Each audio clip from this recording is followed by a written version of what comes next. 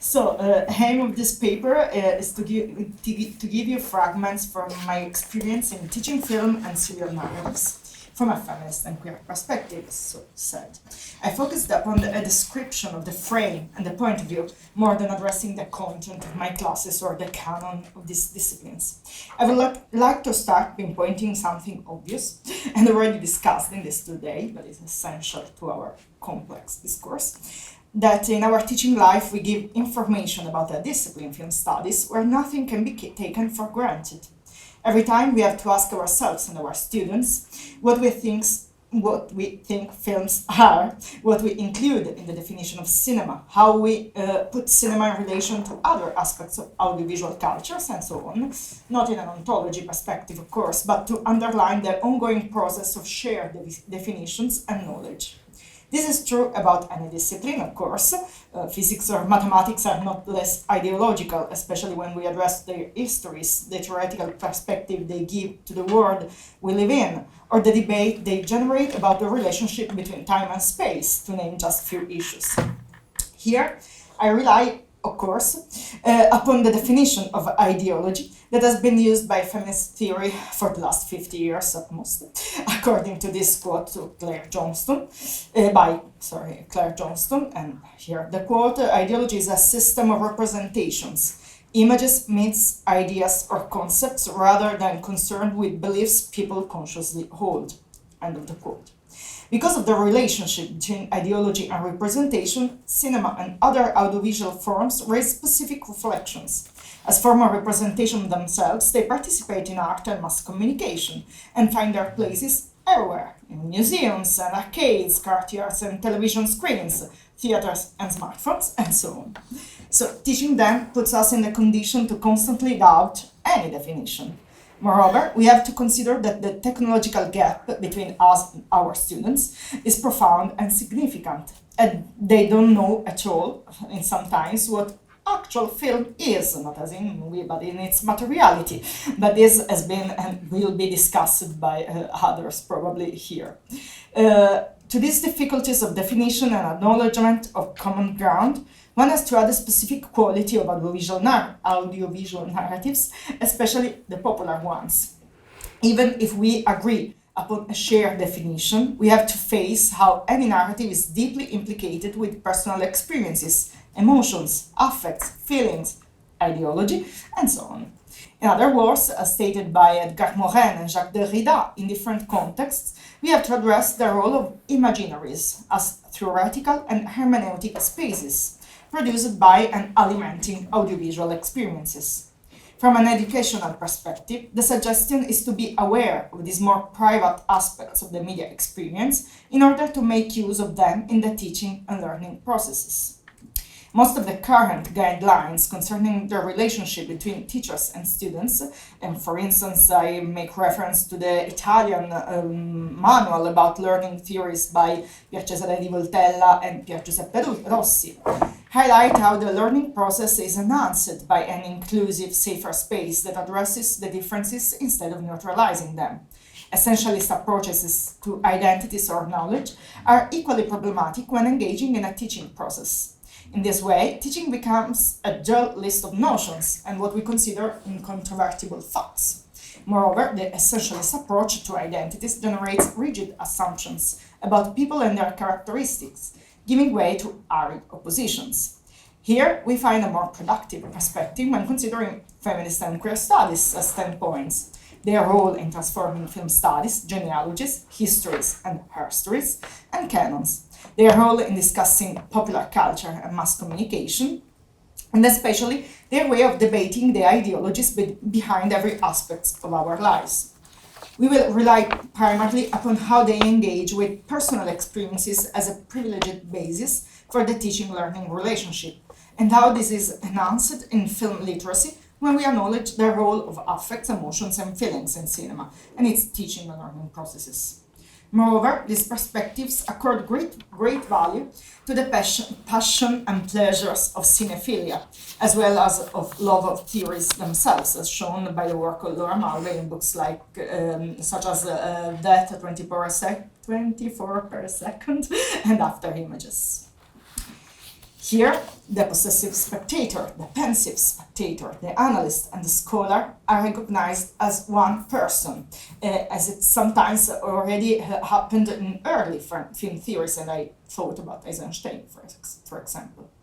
At this point, it is important to underline how I speak from a specific point of view myself, the one of a person who studies, researches, and teaches films and serial narratives from feminist and queer perspectives within the Italian academic system. In her reconstruction of the academic encounter between film and feminism in Italy, that was published last year, Veronica Bravadelli emphasizes how the institutionalization of feminist and gender studies within film and media studies curricula happened in Italy more or less 15 years ago, not more, even if some scholars, of course, already included those perspectives in their syllabi. This occurs in a situation where we only have a few women's studies curricula in the universities, and where there is overall a detachment between political institutions on the one hand, often loudly against gender and queer theories, and the academia and grassroots movements promoting feminist and queer perspectives on the other hand. We are still fighting, as in other parts of the world, and as stated by everyday news, for equal rights for the queer community, against the gender gap in work retributions, as well as against gender-based violence and homo, lesbo, bi, transphobia, and so on. Therefore, it is crucial to be aware of the power relations at stake when teaching and how desires and passions are involved in the process.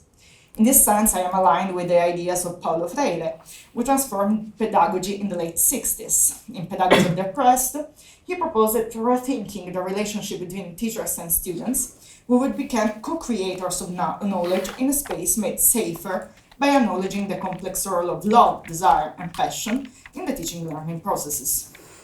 In her learning theory based on Freire's works, that looks at first. And here I quote: "In much feminist scholarship criticizing critical pedagogy, there is an attack on the notion of the classroom as space where the students are empowered. Yet the classroom should be a space where we are all empowered in different ways. That means we professors should be empowered by our interactions with the students. In my books, I try to show how much my work is influenced by what students say in the classroom, what they do, what they express to me. Along with them, I grow intellectually, developing sharper understandings of how to share knowledge and what to do in my participatory role with students." Quote.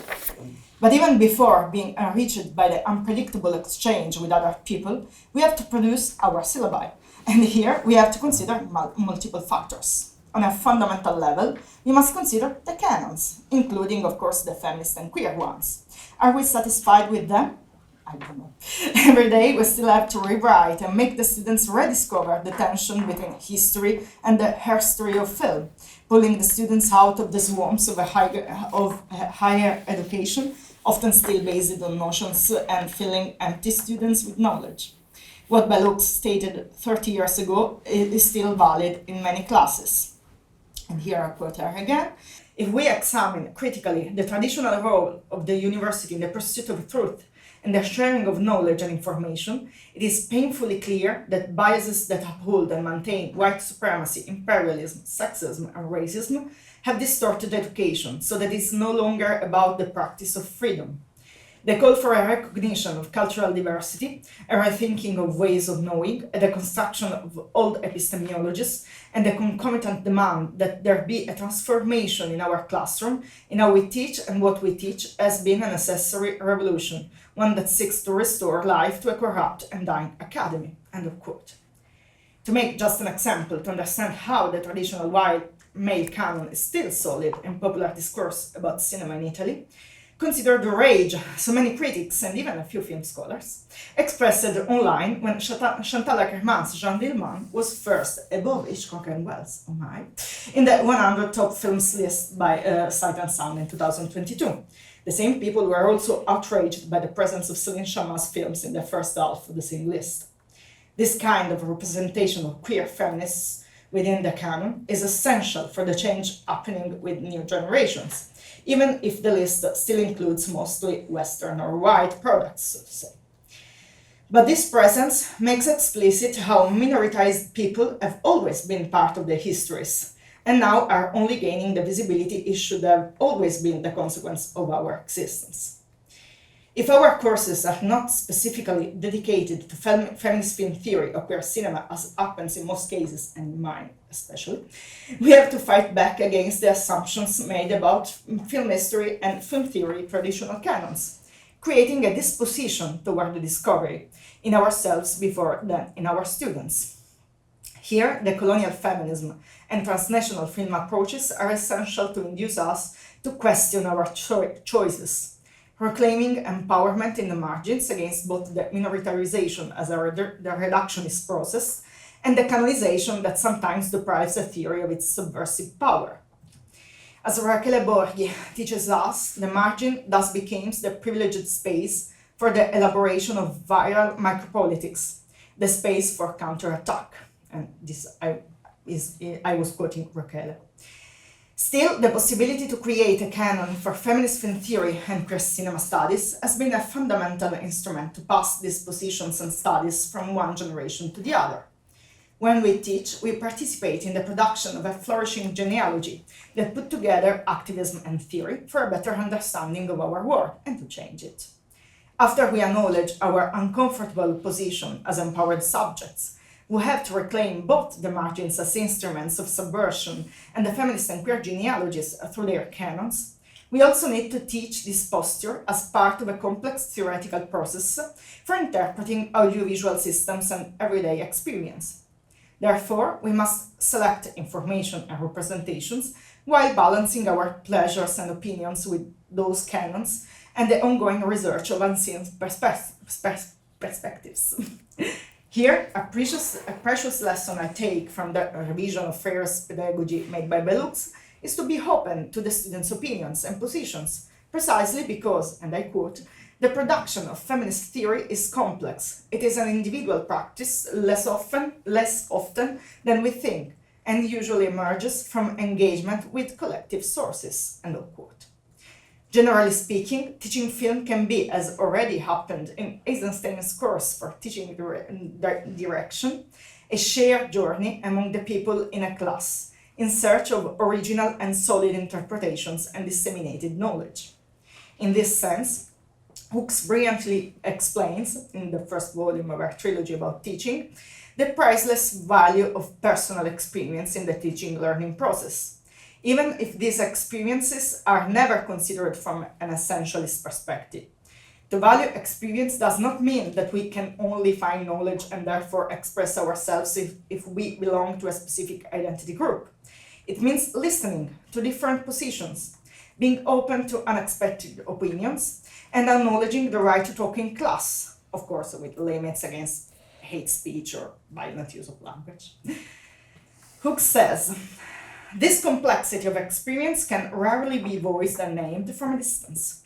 It is a privileged location, even as it is not the only or even always the most important location from which one can know.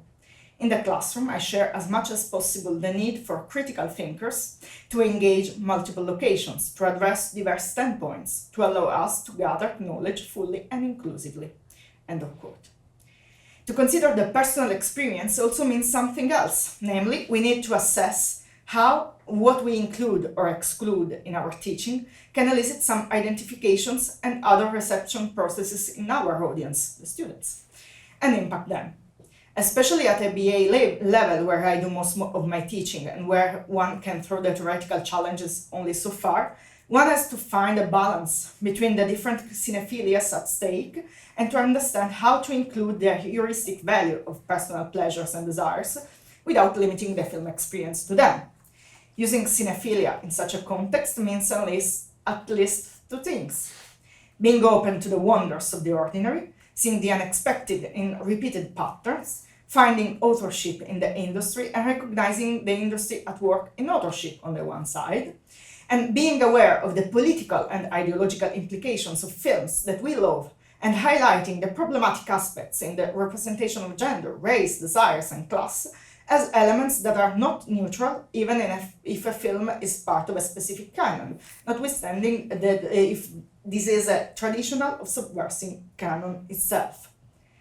Passion, identification, feelings, and affects are heuristic instruments to address films and film studies. They help us find the hidden meaning beneath the image's surface and can produce a discussion about how images and narratives address the involved subjects. This means that we have to value the opinions, but mostly push forward to understand how they are formed, why they seem important for interpreting an audiovisual product, and how we sometimes need to overcome them through theoretical work. As Thomas Leach states in writing about cinephilia and cineliteracy, and I quote, "I've come to enjoy talking about movies more than sitting through them. And it's the love of talking more critically, sensitively, and intelligently about movies that I most hope to share with students." End of quote. This has been the path many feminists chose to study and make films beyond the first theorizations that asked for a women's counter-cinema. Even Mulvey recognized in her later works how the pleasure for projections, images, and sometimes narratives is always at stake in experimental films even, and mainstream ones. The balance between a militant perspective and cinephilia can be a methodological tool to combine attention to the image's details, the feeling of wonder, and the anger toward problematic representations. In conclusion, to teach film studies from a feminist and queer perspective puts in plain sight the complex relationship between identification, representation, and interpretation, not only of films, but of cinema as well, and of the overall subject's experience around and beyond the screens. Thank you so much for your attention.